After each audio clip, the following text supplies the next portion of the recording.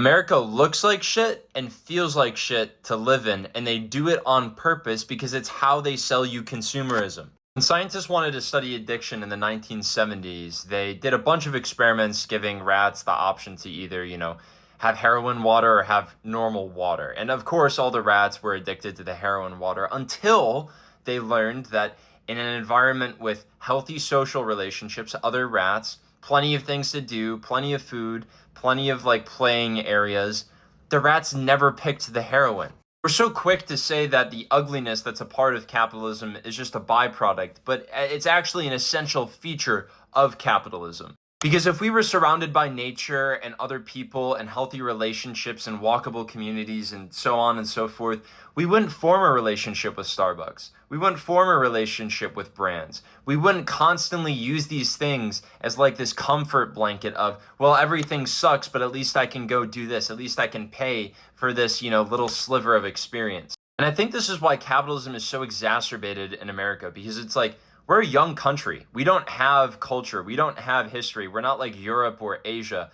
We literally are founded on slavery, colonialism, and like mass immigration. And we're just like a fucking melting pot of all these. And we celebrate it. We say diversity is our strong suit. But really, we're just like this homogenized nothingness, right? For corporations to just swoop in and enact their divine right. Obviously, I'm not saying that this is like deliberately planned, but it just is so much like in favor of the corporations. Why would they want to make anything pretty? Why would they want to conserve public spaces?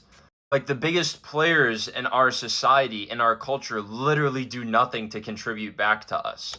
And so this is the real reason America has a drug problem. Drugs are not illegal in Spain. Drugs are not illegal in a lot of places in the world. People have very easy access to drugs in a lot of places in the world, and they aren't addicted. Why? Because their environment is better than ours. They have a community. They have walkable places. They're surrounded by nature. They actually appreciate art. There's a culture there. They don't just have this like soulless, amorphous fucking like video game lobby that is America. And I feel like this is all just like wrapped in a big bow of irony at the end of the day, because it's like crime, drug consumption, degeneracy, all these things that like conservatives are staunchly against and are like, we need to be hard on that. We need to be, traditional, blah, blah, blah. These are all like natural symptoms of capitalism that will become more and more exacerbated as capitalism sinks itself deeper into its like contradictions. And this is why I used to make so much content about how individualism and like these notions of free will are really destructive, because that's sort of like we have this like moral grandstanding that makes up for these like apparent symptoms of capitalism. We just say,